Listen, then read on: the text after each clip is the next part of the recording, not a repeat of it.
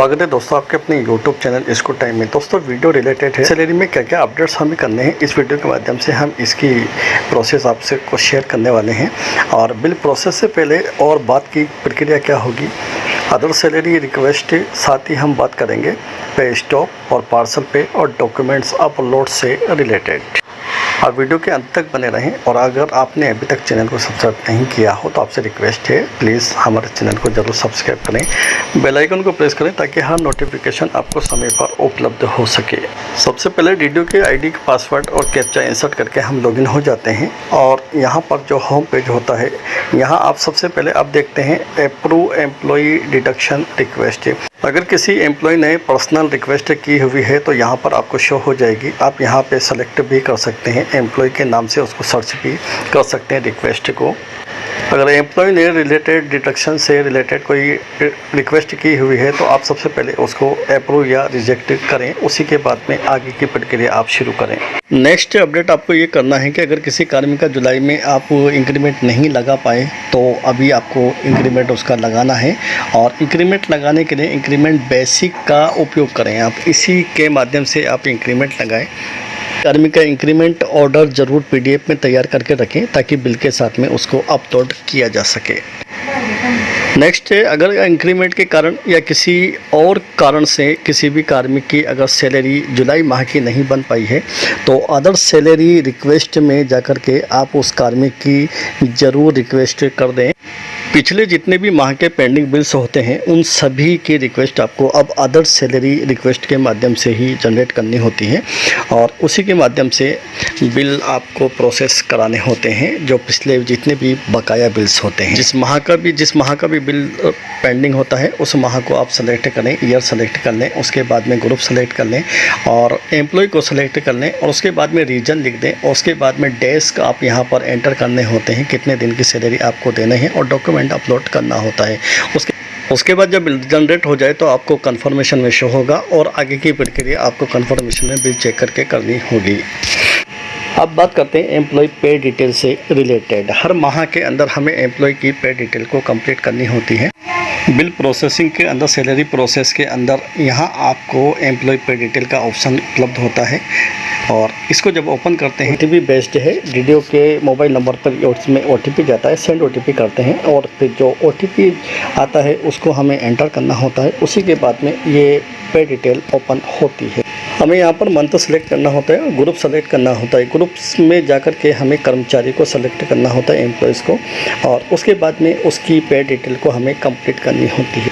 Deduction में सबसे पहले मैं RGHS की बात करना चाहता हूं क्योंकि बहुत से साथियों की ये सिलेबस के अनुसार नहीं है। ओल्ड सिलेबस जो थी उसी के अनुसार अभी तक साथियों ने की हुई है और नई सिलेबस के अनुसार उसको चेंज नहीं किया है। नई सिलेबस के अनुसार RGHS को ज़रूर चेंज करें ताकि आपका बिल ऑब्जेक्शन में ना आए और सैलरी के लिए आपको डिले ना होना पड़े, तो ये कंप्लीट रखें। तो बिल के प्रोसेस होने से पहले आपको डिटेल्स कंप्लीट रखनी है और सभी कार्मिकों की आप एक बार डिटेल्स ज़रूर चेक कर लें। बात करते हैं अब इनकम टैक्स की। बहुत से साथी इनकम टैक्स की रिक्वेस्ट नहीं कर पाते, उसको हमें डायरेक्टली भी करना होता है। तो यहाँ पर हम एडिट कर सकते हैं, अगर नहीं है तो हम डिडक्शन में आप ऐड कर सकते हैं डिडक्शन को, और अगर डिडक्शन पहले से है तो उसको यहाँ पर एडिट कर दें आप और सबमिट कर दें, अपडेट कर दें, तो ये सक्सेसफुली आपका अपडेट हो जाएगी डिडक्शन। GPF में भी आप कटौती बढ़ा सकते हैं, आप डिडक्शन बढ़ा सकते हैं। मिनिमम आपकी कटौती जो स्लैब के अनुसार होना चाहिए और ऐसा नहीं है कि आप जो है सिर्फ स्लैब के अनुसार ही बढ़ाएं। मिनिमम आपके स्लैब के अनुसार होना चाहिए, इसके आगे आप कितना भी बढ़ा सकते हैं। तो GPF 2004 की डिडक्शन को भी एडिट किया जा सकता है और अमाउंट के थ्रू यहाँ पर हमें, क्योंकि स्लैब नहीं चुनना है, अमाउंट के थ्रू हमें डिडक्शन को अपडेट कर लेनी है, तो ये सक्सेसफुली अपडेट हो जाती है।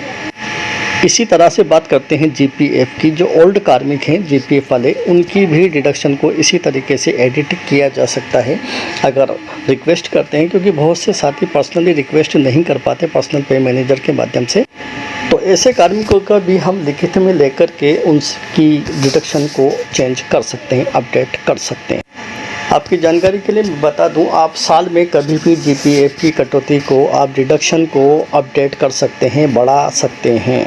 सिर्फ एसआईपी की डिडक्शन ऐसी है जिसको हम मार्च में फर्दर कॉन्ट्रैक्ट के माध्यम से बढ़ा सकते हैं। अन्यथा जीपीएफ को या जीपीएफ 2004 जो वर्तमान में चल रहा है, तो इसको भी हम साल में कभी भी बढ़ा सकते हैं। डिडक्शन को मिनिमम हमारी स्लैब के अनुसार होना चाहिए, ये शर्त है। अब साथ ही एक अपडेट है हैंडीकैप्ड कार्मिकों का। वो हैंडी ऑल के नाम से ये अलाउंस होता है उनको, और ये पूर्व में 600 रुपये जारी था, जो वर्तमान में इसको बढ़ा दिया गया है गवर्नमेंट के द्वारा। यहाँ 1200 रुपये हो चुका है। तो अगर आपके कार्यालय में कोई ऐसे कार्मिक हैं तो प्लीज़ आप उनका अलाउंस बढ़ाएं, उनका नुकसान ना करें। और अगर अब बढ़ा रहे हैं, पहले आपने नहीं बढ़ाया है, तो पूर्व में जितना भी नुकसान हुआ है उसका आप ज़रूर उनको एरियर दिलवाएं। अलाउंस को भी एडिट किया जा सकता है। पूर्व में 600 है, उसको 1200 करके इसको अपडेट आप कर सकते हैं। तो डिडक्शन से रिलेटेड ये महत्वपूर्ण अपडेट्स थे जिनको आपको हर माह में कर लेना है। ये डिडक्शन आपके कंप्लीट होना चाहिए। उसके बाद में हम बात करते हैं पेमेंट स्टॉप और पेमेंट रिलीज से रिलेटेड। या मान लीजिए आपने किसी कार्मिक का पेमेंट स्टॉप किया हुआ है और उसको रिलीज करना है, तो यहाँ पर आप देखें 3rd नंबर पर रिलीज पे का ऑप्शन है। इस रिलीज पे के ऑप्शन पे क्लिक करके और कारण सहित ही इसको हम पेमेंट को रिलीज कर सकते हैं। जैसे हमने इस कार्मिक की पेमेंट को स्टॉप किया हुआ है और हमें रिलीज करना है, तो इस पर रिलीज पे पर हम क्लिक करते हैं और पे अलाउ लिख कर के यहाँ पे हम इसको रिलीज करते हैं। तो पेमेंट रिलीज सक्सेसफुली का मैसेज होता है और ये पेमेंट अब जो है रिलीज हो चुकी है और इनका बिल अब जनरेट हो जाएगा। अब यदि किसी कार्मिक की पेमेंट स्टॉप करना है किसी कारण से, तो स्टॉप पेमेंट के ऑप्शन पे ही क्लिक करते हैं और यहाँ पर हमें स्टॉप पेमेंट का कारण हमें दर्ज करना होगा डिस्क्रिप्शन में, और उसके बाद में प्रोसेस पर क्लिक करेंगे तो यहाँ पर हमारे सामने मैसेज शो हो जाएगा, पेमेंट स्टॉप्ड सक्सेसफुली, और ये पेमेंट यहाँ पर स्टॉप्ड हो चुका है। जब तक आप इसको रिलीज नहीं करेंगे तो ये कार्मिक का पेमेंट नहीं बन पाएगा ऑटो सैलरी के माध्यम से। अब बात करते हैं पार्सल पे की। कुछ कार्मिक ऐसे होते हैं जो न्यू ज्वाइनिंग वाले कार्मिक हैं और उनकी हमें दिनों में सैलरी बनानी है, तो पार्सल पे का उपयोग करते हैं और पार्सल पे के अंदर यहाँ पर ईयर्स और मंथ सेलेक्ट करते हैं। उसके बाद में उनका तारीख को सेलेक्ट करते हैं फ्रॉम डेट, और उसके बाद में टू डेट कब से कब तक की बनानी है, और अपलोड डॉक्यूमेंट करने के बाद में यहाँ पर डेज की संख्या ऑटोमेटिक आ जाती है। और डिडक्शन अगर करना है तो यहाँ पर टिक करें, अन्यथा इसको छोड़ दें और उसके बाद में सबमिट पर क्लिक करेंगे तो ये पार्सल पे यहाँ पर कार्मिक की जनरेट हो जाती है। ध्यान रहे, जिस माह का हमें पार्सल पे बनाना है उसी माह को सेलेक्ट करना है, किसी दूसरे माह को हमें सेलेक्ट नहीं करना है। अब बिल हमारे जनरेट होने वाले हैं और जनरेट हो जाने के बाद में हमें सैलरी बिल जो है कंफर्मेशन में चेक करना होता है। ये प्रक्रिया हमारी हर महीने होती है। तो सैलरी बिल कंफर्मेशन में जाकर हमें बिलों को चेक करना होता है। चूँकि अभी ये यहाँ पर ब्लैंक है, चूँकि जनरेट बिल नहीं हो पाए हैं, और जब वीडियो फॉरवर्ड हो जाते हैं बिल जनरेट होने के बाद में तो यहाँ पर कंफर्मेशन में शो होते हैं। और जो प्रक्रिया हमारी है बिलों को चेक करने की, वो हम चेक कर लें। जब बिल को चेक करते हैं तो एक प्रॉब्लम यहाँ पर शो होती है बहुत से साथियों के, कि बिल नॉट फाउंड का मैसेज यहाँ पर शो होता है या फाइल नॉट फाउंड का मैसेज शो होता है। तो इसके लिए हमें पे मैनेजर पर मेल करना होता है और इसके लिए हम वीडियो पहले जारी कर चुके हैं। आप उस वीडियो को ज़रूर देखें, मेल कैसे करते हैं। ध्यान रहे, ट्रेजरी फॉरवर्ड होने से पहले आपको ये मेल करना होगा, और ट्रेजरी फॉरवर्ड हो जाने के बाद में ये समस्या आपकी बनी रहेगी। बिल स्टेटस से रिलेटेड बात करते हैं। बहुत से साथी बिलों को जब फॉरवर्ड हो जाता है तो उसके बाद में स्टेटस चेक नहीं करते, और पिछले बिल का क्या हुआ ये कंडीशन हमें जानने के लिए बिल स्टेटस को चेक करना समय समय पर ज़रूरी होता है। और पेमेंट हो जाने के बाद भी हमें, जब तक टीवी नंबर जारी नहीं हो जाते हैं, समय समय पर हमें बिलों के स्टेटस को चेक करते रहना चाहिए। हो सकता है किसी ग्रुप का पेमेंट ना हुआ हो या किसी साथी का हमने बाद में बिल बनाया हो और उसका पेमेंट ना हुआ हो या बिल ऑब्जेक्शन में हो, तो ये सभी चीज़ें हमें बिल स्टेटस के माध्यम से ही पता चल पाती है। अब डॉक्यूमेंट्स से रिलेटेड बात करते हैं। क्या क्या डॉक्यूमेंट्स हमें अपलोड करने होते हैं, इसकी जानकारी हमें होना ज़रूरी है, क्योंकि इसके अभाव में बिल ऑब्जेक्शन में डाल दिया जाता है। तो GA90 को आप हर महीने अपलोड करना ना भूलें। ये एब्सेंट स्टेटमेंट होता है, इसको अपलोड करना ना भूलें। अगर कोई न्यू कार्मिक ज्वाइन हुआ है तो उससे रिलेटेड डॉक्यूमेंट्स आपको अपलोड करने होंगे, और कोई कार्मिक ट्रांसफ़र होकर के आया है तो उसकी LPC आपको अपलोड करनी होगी। और अगर किसी का इंक्रीमेंट आपने अब लगाया है अगस्त माह के अंदर तो इंक्रीमेंट का ऑर्डर आपको अपलोड करना होगा। इसी तरीके से किसी कार्मिक का कन्फर्मेशन हुआ है, स्थायीकरण हुआ है तो उसके स्थायीकरण से रिलेटेड आपको आदेश अपलोड करना होगा। और किसी कार्मिक की ACP अगर लगी है तो ACP से रिलेटेड कार्यालय आदेश को भी आपको अपलोड करना होगा।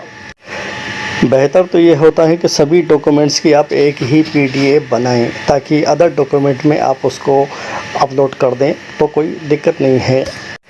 बिल के अंदर पर्सनली अगर कोई डॉक्यूमेंट्स मांगा जाता है, पर्सनली जैसे न्यू कार्मिक के लिए न्यू कार्मिक का नाम शो हो जाता है नए कार्मिक का, और उससे रिलेटेड हमें डॉक्यूमेंट्स अपडेट करने होते हैं। इसी तरीके से जो ट्रांसफ़र होकर के कार्मिक आते हैं तो उनकी भी LPC के लिए नाम शो हो जाता है, तो वहाँ पर हमें रिलेटेड डॉक्यूमेंट अटैच करना होता है। बाकी जितने भी डॉक्यूमेंट्स हैं आप अदर डॉक्यूमेंट्स के अंदर आप एक ही PDF बना करके अपलोड कर सकते हैं।